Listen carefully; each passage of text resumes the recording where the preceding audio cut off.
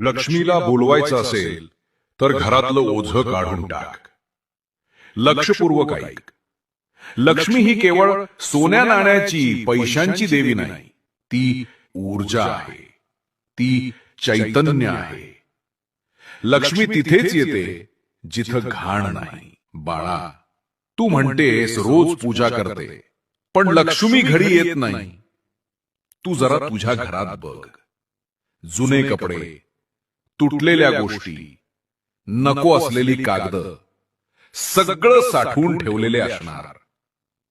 तेच अडथळे आहेत. कारण जिथं जुना कचरा असतो तिथं नवं काहीच येत नाही.